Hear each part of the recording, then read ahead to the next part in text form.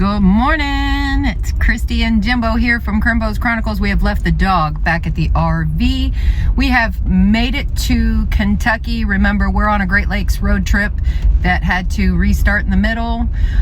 So we are in Kentucky. We're going to explore Kentucky a little bit before we head back up to the Great Lakes. So let's get these adventures started. Do you ever want to sleep in a wigwam? We found a wigwam campground in Kentucky here. Oop, almost fell in a hole, sorry. And it's currently occupied with a bunch of people, so we're not going to go and infiltrate, but Jimbo thought this one may be open. But how cute, a little wigwam village. Okay, we have made it to someone's private property, first of all, but they let us park here. It is the Kentucky Stonehenge.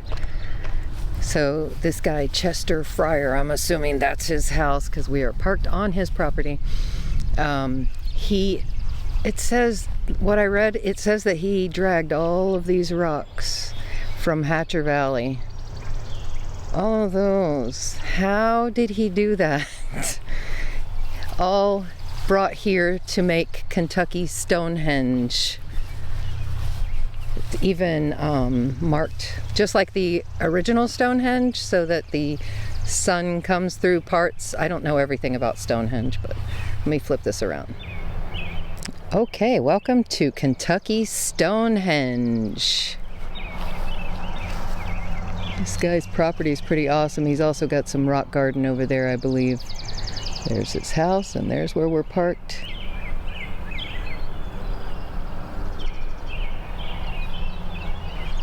It's pretty awesome. So there's a compass in the center of this rock. It shows northeast, east. You know the gist. Okay. Bye-bye, Stonehenge. Kentucky Stonehenge.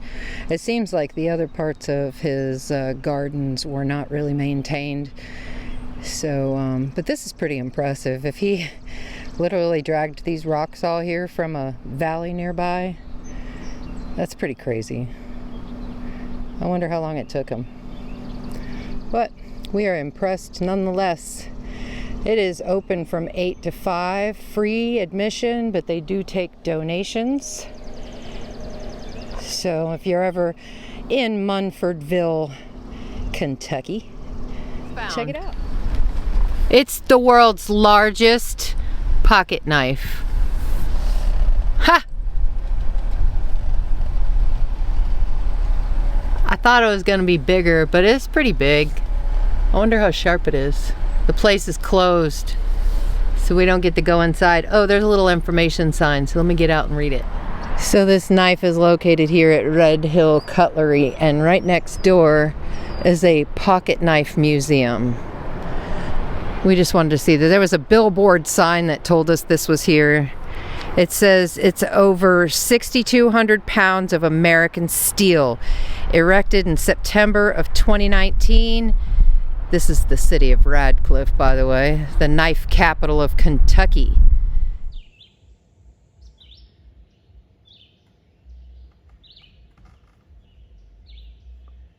Butterflies. So we are about to head into Mammoth Cave National Park.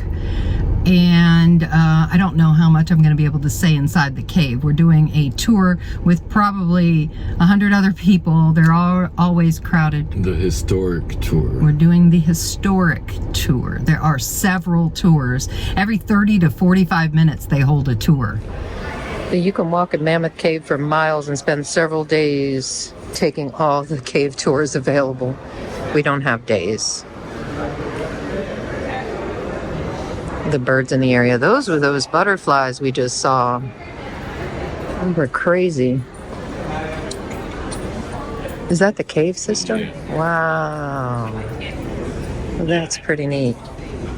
200 miles. The passageways of Mammoth Cave, the world's longest known cave system cover hundreds of miles. They don't stretch in one straight line, but intersect and run above and below each other like a big but shallow platter of spaghetti. So beneath your feet, directly beneath you for miles around you, Mammoth Cave runs through layers of limestone. This soluble soft rock readily dissolves to form cave passageways.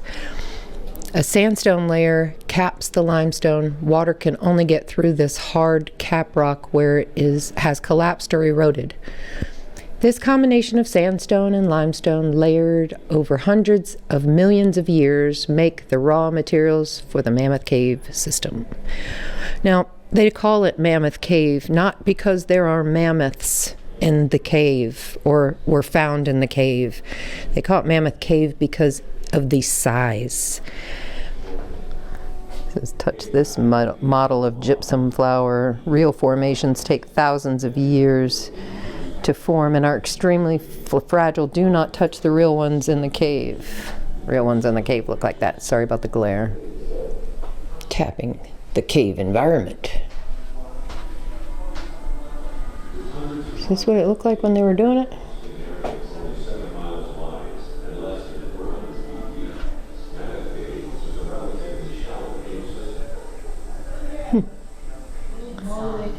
A researcher pours non-toxic fluorescent dye into the stream that flows into the cave. By tracing how waters move through the underground system, we have developed safeguards to keep contaminants out of the cave's ecosystem. Alright, we're going to be going on a great tour today. It's one of my favorite tours. I think it shows you exactly what Mammoth Cave is known for. You're going to see great big open spaces. Once we get down on there, you're going to see a room that's about 1/4 of an acre large. For the first half of our tour, we're going to be going through really large passageways, okay? They're going to be about 40 feet up into the air, something like that. It's going to be absolutely spectacular.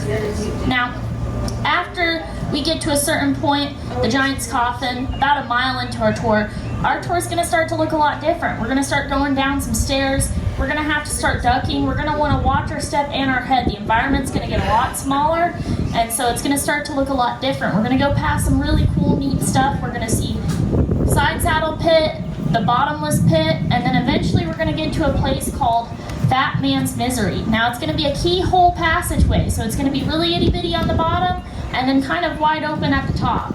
But everybody fits. The only thing is that if you're a little bit claustrophobic, consider that before going on the tour today, okay?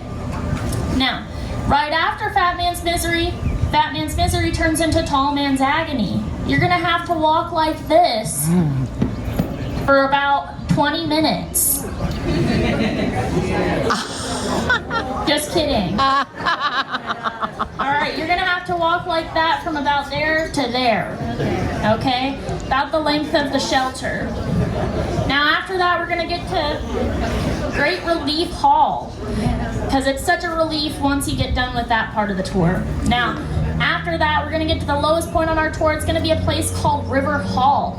We're gonna be about 300 feet below the surface. Now, up above on the surface, we have that saying, what goes up must come... Is this working? Okay, good. We have that saying, what goes up must come down. Well, underground, it kind of reverses. What goes down must come back up. So we're going to start going up quite a few stairs, okay? And we're going to get to a place called Mammoth Dome. It's going to be absolutely spectacular. It's going to be about 170 feet up into the air. We're going to see beautiful things that you haven't seen anywhere else on your tour yet today. You're going to see flowstone. You're going to see calcite formations. You're going to see really stunning stuff. And if that doesn't take your breath away, the fire tower that we're going to climb up will. We're going to go up about 155 steps. Are you guys ready to see Mammoth Cave? Yeah. Are you sure? Yeah. Are you sure? Yeah. All right, we're gonna have so much fun, you guys. We're gonna have so much fun. Okay. Tickets checked, and we are going in.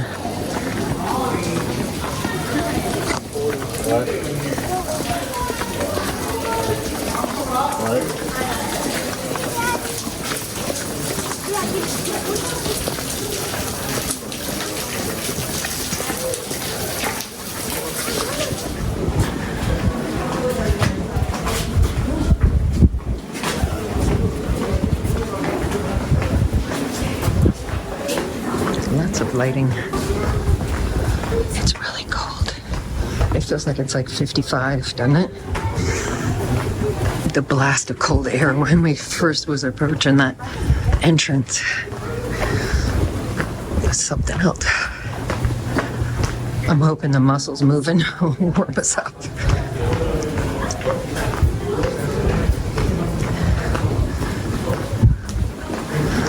It's so dark and spooky. Oh my goodness, this is a cemetery. Oh.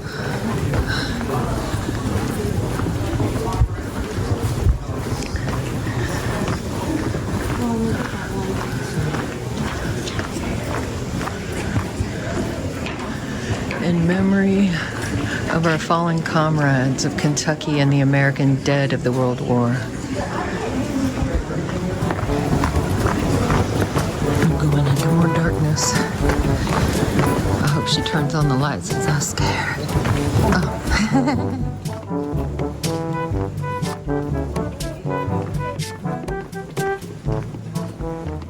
How many of you guys have visited a cave other than Mammoth Cave? Yeah. Now, does this look a little different from what you'd expect a cave to look like? Yes. Do you guys notice anything missing? Exactly. No stalactites, no stalagmites, and that's because of our sandstone cap rock. Actually, a lot of the reasons why you guys listed are all about that sandstone cap rock. That sandstone and shale cap rock that's not right above our head, but if we went up about 100 feet, we'd run into it. That protects our roof really great. It prevents water from getting in and creating formations, and it allows for us to have this really big, dry environment. Now, a lot of times people come to Mammoth Cave and they're kind of disappointed. They go, well, it's not very well decorated. But that's exactly why Mammoth Cave is so special. Because of this dry environment and because of that sandstone and shale cap rock, it's able to do a lot of really neat things that a lot of other caves can't do. And one of them is the ability to preserve. And we can see that right in front of us. If we look right over here, we have tulip poplar logs. Now, these would have been carved out by really long augers. It would have taken about an hour just to carve 1 foot. Now, these were used as pipes in a saltpeter mining operation 200 years ago. And I think a lot of times we can kind of lack perspective on just how impressive that is. But I want to invite you guys to look back to a time in your life where maybe you had a brand new fence or a brand new shed made out of wood. And at first it's really nice and fresh and brand new, but 10, 15 years down the line, it's starting to fall apart. It's starting to decompose. These logs, these pipes, look just about as good as they did 200 years ago.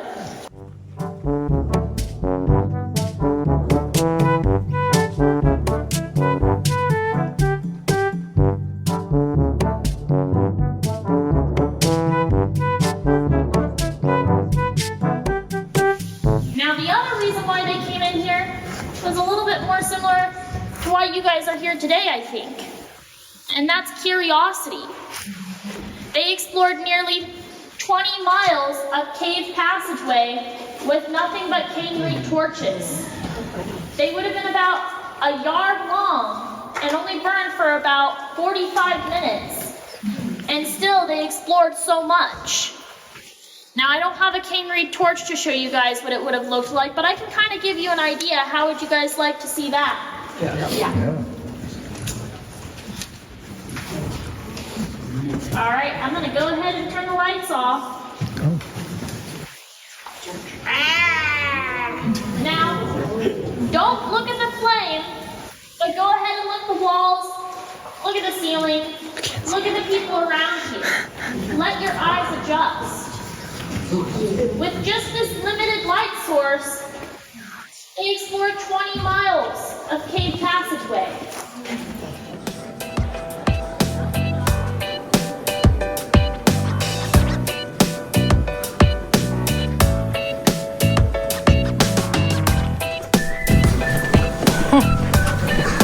It's time to duck.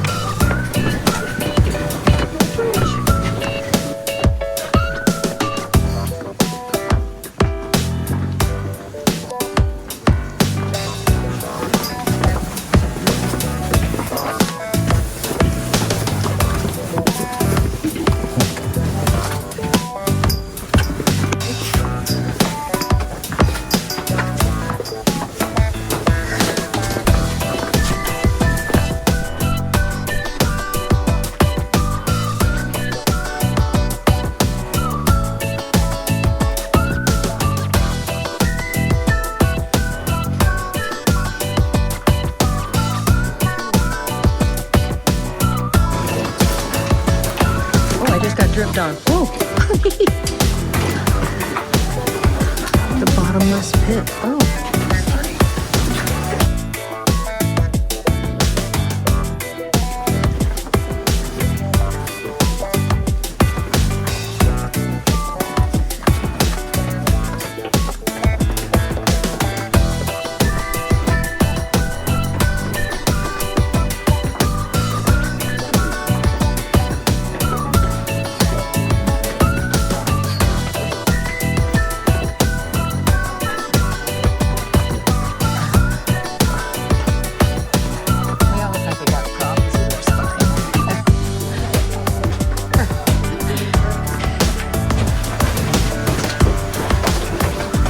I thought it was just one squeeze, but I guess we're squeezing for a while.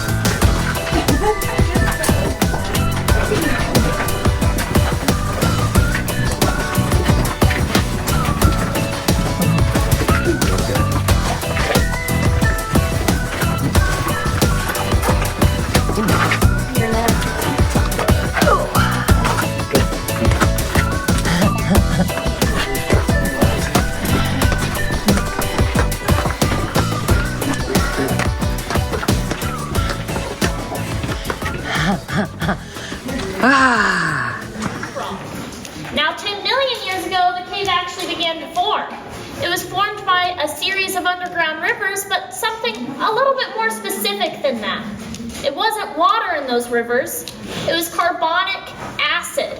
Now, can I ask you guys kind of a silly question?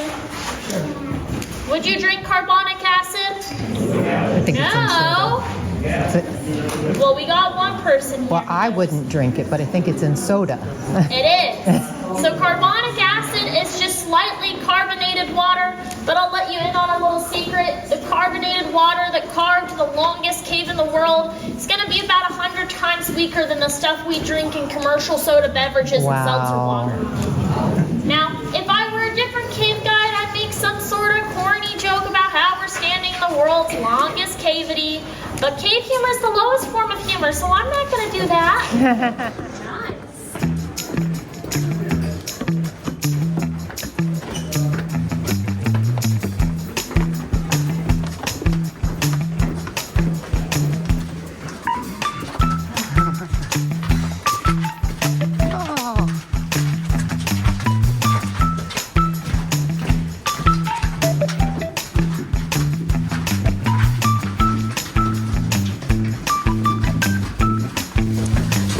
Hear water. Uh-huh. Yay. Oh, I see water.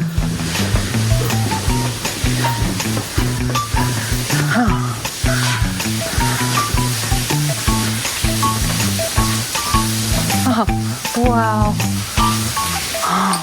Oh, I just got dripped on again.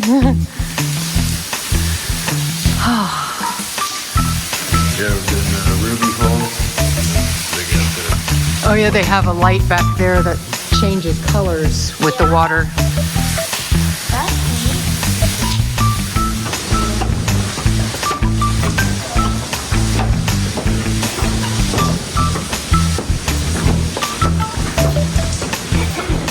Fire tower. You can't even see it in my camera.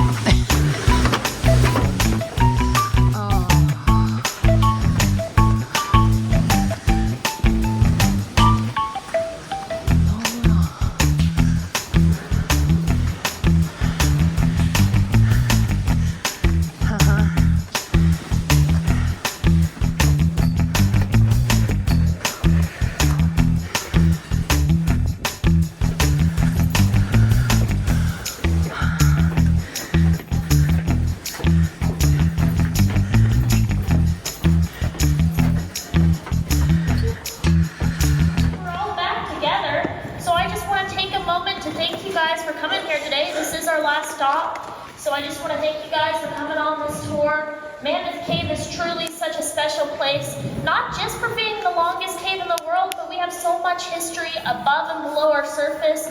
We have one of the most biologically diverse rivers in America up on our surface, the beautiful Green River, and we got over 90 miles of hiking trail. Mammoth Cave is truly such a special place, and I hope that you guys got a chance to see that even just a little bit on this tour today. We're going to go ahead and start making our way on out. Thank you, guys. Yep, climb back up. Another floor coming in. Either one? Yep. Thank you guys for coming. Thank you so much. Thank you. Great. Well, it may have been 55 degrees underneath, but when we came out of there, well, it's only 73 degrees. It felt like it was 95 when we came out. And then there's this like steep incline, and we are, well, I'm out of shape. So out of breath, out of shape, sweating now after coming out of a 55-degree cave. But National Park number 27 conquered. Woohoo! So now we got to head back to the camper, let the dog out. I'm sure he's got to pee. So tell him bye, babe. Bye, babe.